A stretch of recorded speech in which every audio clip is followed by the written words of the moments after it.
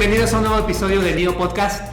El día de hoy tenemos un tema súper interesante, estoy muy contento, estamos con el licenciado Ricardo Sánchez de la Notaría 121 de Guadalajara y vamos a hablar de un tema súper interesante que tiene que ver con la parte fiscal en las operaciones inmobiliarias. Bienvenido, Ricardo. ¿Qué tal, Juan Pablo? ¿Cómo estás? Oye, pues, como te les platicaba, muy contento porque vamos a platicar de un tema que muchas veces es medio tabú, la gente no le gusta o quiere siempre buscar la forma más sencilla de bajar impuestos, pero nuestra obligación como inmobiliarios es siempre hacerlo de la manera legal, pero con una planeación. Entonces quería preguntarte cuáles son los principales tips o cuáles son las principales problemáticas que desde notaría, entiendo toda tu experiencia, encuentras al cierre de una operación inmobiliaria y que pudiera darle problemas ya al cierre si no se planean con anterioridad fiscalmente hablando.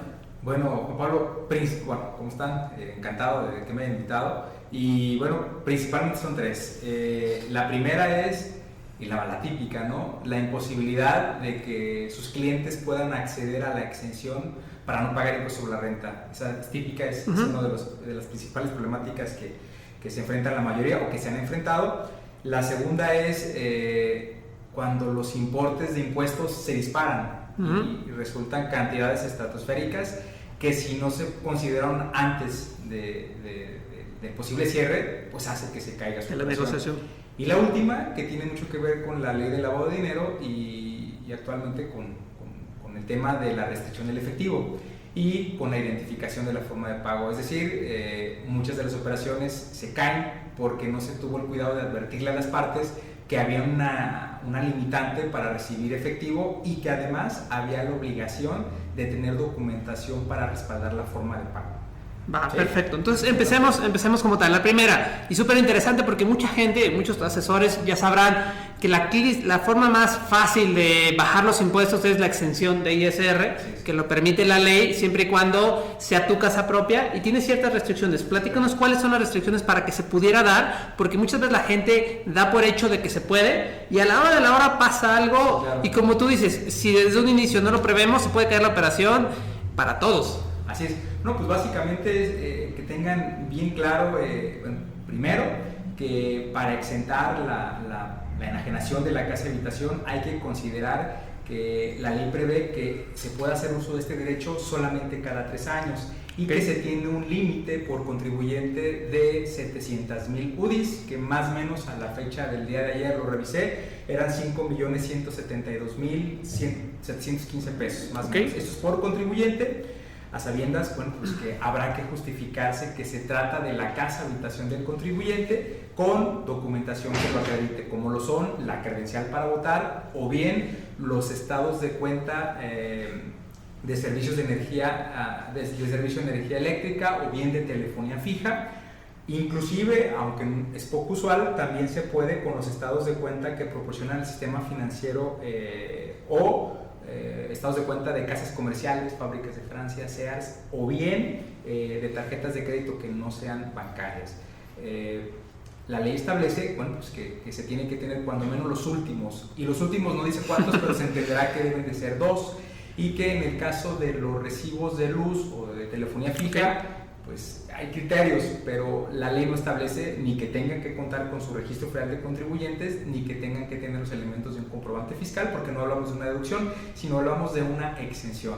Más sin embargo, la recomendación, si se puede, bueno, desde el principio verificar que se tengan estos comprobantes, que tenga su registro, el mismo comprobante, y si no, bueno, establecer que existen estas otras posibilidades, que dichos recibos o dichos comprobantes deben de estar a nombre del contribuyente, pero también pudieran no estar a nombre del contribuyente, es decir, pudieran estar a nombre de su cónyuge o de sus ascendientes o descendientes en línea recta, de sus padres, de sus hijos, de sus nietos o de sus tatarabuelos. Entonces, saber esto es importante. Y también, por último, saber que se considera que la casa habitación es, evidentemente, aquellas construcciones que tengan un uso específico para sus moradores de casa habitación y el terreno que esté en 3 veces el área cubierta por dichas construcciones, de tal suerte que el terreno que no esté dentro de esas 3 veces el área cubierta de las construcciones no se considera parte de la casa habitación y por esa parte de terreno habría que pagar impuesto sobre la renta. ¿Sí? Ok, a ver, entonces para hacer un resumen, obviamente primero que sea casa habitación, Así es. Que sea persona física de entrada ahí, personas morales no tienen este derecho. Así es correcto. Ok, y que puedan acreditar que es su casa, su propiedad donde ellos vivieron, con los medios que ya tú me dijiste. Es correcto. Y que no hayan pasado, bueno, que hayan pasado al menos 3 años desde la última generación. Ojo, no desde la última generación entiendo, sino que ellos hayan hecho la exención, ¿no? Así es, hayan hecho uso de ese derecho para exentar. Claro, pudieron haber vendido las casas que quieran, siempre y cuando sin haber usado este derecho. Y que es muy importante también que recuerden que lo que se hace en notaría al momento que ellos hacen uso de su derecho de exención es una declaración provisional. Ellos tienen la obligación de que en su declaración anual de ese ejercicio tienen que declarar la exención, porque de no declararla, el SAT puede como castigo generar o requerirles o considerar que no hay tal exención si no la declaras. Entonces, en la anual el contador tiene que estar listo para declarar el ingreso como correcto. Exento. Es correcto. Y evitarse problemas en años posteriores. Es correcto, así es. Ok. Oye, ¿qué pasa cuando de repente en los recibos hay errores de letras, de nombres? ¿Hay algún criterio o no? Bueno, mira, la ley dice que debe haber elementos suficientes. Ajá. Lamentablemente sí hay que ponerse en los zapatos del notario, de la notaría, porque a final de cuentas el notario es obligado solidario, de tal suerte que si no paga el cliente, paga el notario. Por eso la situación de que de repente sí hay que ser un poquito estrictos y sí verificar con tiempo que se cubre, cuando menos, que el domicilio que aparece en el recibo y que el nombre que aparece en el recibo sí es efectivamente del inmueble y sí es del contribuyente. O bien, si no está a nombre del contribuyente y está a nombre del cónyuge o está a nombre de algún hijo o a nombre del padre, tener la documentación para que acredites ese entroncamiento o ese parentesco. Eso sería... Y que eso se vea con tiempo. ¿Y eso es a través de qué? ¿De un acta de nacimiento? Sí, claro. ¿O sí. de acta de matrimonio? O acta de matrimonio, es correcto. Que serían todos los comprobantes para, bueno, verificar eso. Y también un tema que dijiste, que el área cubierta tiene que ser máximo una tercera parte del total del terreno. Así es decir, tu casa habitación comprende tu construcción. Ajá. Y el área de terreno donde esté tu construcción 3 veces el área de las construcciones. Es decir, si tu construcción mide 500 metros. Ajá. Y estás en un terreno de 1500, no hay ningún problema. Hasta si ahí. estás en un terreno de 1600, solo 1500 se consideran que forman parte de tu casa habitación. ¿Y sobre eso los 100 metros excedentes se paga o sobre el total? Sobre la renta. Ok. Y que obviamente está limitada la exención a un ingreso no mayor a 5.174.000 pesos. ¿Va? Cerremos en 5 millones, pero eso es por contribuyente. Si hay, por ejemplo, una pareja que entre los dos son copropietarios, tiene 5 millones cada uno, ¿correcto? ¿Qué pasa si excede? Por ejemplo, son 2 y la casa vale 12 millones de pesos. Se paga por el excedente únicamente. Únicamente sobre los 2 millones adicionales. Ok, entonces ya Así. tenemos el tema de la exención y lo que hay que cuidar. Y ojo, prevenirlo con tiempo, desde que tomamos la exclusiva o desde que estamos promocionando, porque si no las operaciones se caen en notaría. Es correcto. Y es lo más triste. Lo segundo, ok, no se puede, es una persona moral, estamos hablando de un tema de, a lo mejor el terreno es muy grande. Lo segundo es un terreno, vamos a hablar de un terreno y los importes, tú lo platicabas, son muy altos. ¿Qué podemos hacer ahí o qué nos recomiendas, qué tip para desde antes prever que no haya un problema ya en la firma de la escritura? Bueno, principalmente a llegarse del cálculo previo, es decir, desde que vas a exclusivar te recomiendo que tengas ya el cálculo de impuesto, que tengas bien claro si se va a pagar o no se va a pagar el impuesto. Y si se va a pagar el impuesto sobre la renta, tener ya un cálculo previo que le hayas entregado a tu cliente para que sepa lo que se tiene que pagar y que ahí se dé el brinco. Y si se va a brincar, oye, pero ¿qué puedo hacer? Bueno, pues ahí sí van los tips. Oye, bueno, de primera mano, saber que la persona que enajena tiene derecho a deducir. Normalmente son 4 las deducciones más importantes a las que tiene derecho una persona cuando va a vender un inmueble.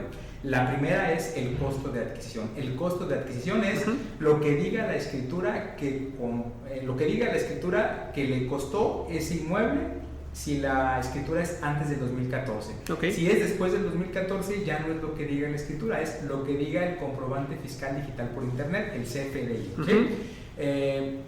La segunda deducción son las inversiones en mejoras, es decir, lo que le haya metido el enajenante al inmueble.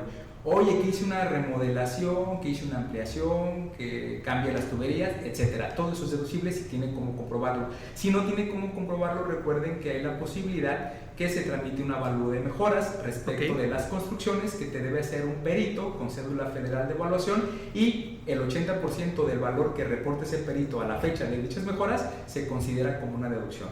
que también es válido cuando sabes que tu cliente efectivamente llevó a cabo estas mejoras. Okay. La tercera son los gastos notariales y los impuestos que haya generado el enajenante cuando adquirió, es decir, lo que le haya costado o los gastos en que haya incurrido, lo que le pagó al notario cuando hizo la titulación o lo que pagó de impuesto de transmisión de dominio, por ejemplo, cuando pagó el impuesto de transmisión patrimonial para hacer el cambio de propietario en el catastro.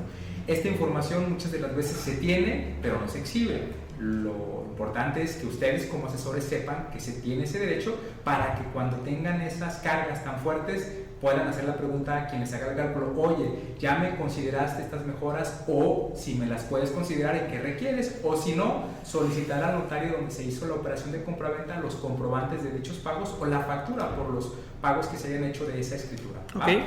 La cuarta son las comisiones y las mediaciones que haya pagado el enajenante cuando está formalizando la operación de compraventa, que inclusive en ocasiones puede ser lo que les pagan ustedes. Sí, claro. Que se les facture previamente. ¿Vale? Claro. Entonces, aquí como el tip básico es: veámoslo con tiempo para que si algo va a brincar o si algo no va a cuadrar, verlo desde la exclusiva, desde que estamos precisamente asesorando a nuestros clientes, y tener tiempo de ver qué podemos deducir o qué estrategia fiscal inclusive pudiéramos llegar a hacer, pero mucho antes de la negociación, porque a lo mejor nuestro cliente tiene una idea de cierta cantidad que va a recibir el terreno, pero no ha considerado todo lo que se tiene que pagar. Y bueno, vivimos en un país donde se pagan impuestos, simplemente hay que buscar la estrategia adecuada para pagar lo menos posible. Sí, y lo correcto, pues es decir, que si sabes que tu cliente te está advirtiendo que hizo una remodelación o que hizo una mejora, pero que no tiene cómo justificarlo, que le des herramientas como lo que te comentaba, la simple práctica de un avalúo de mejoras.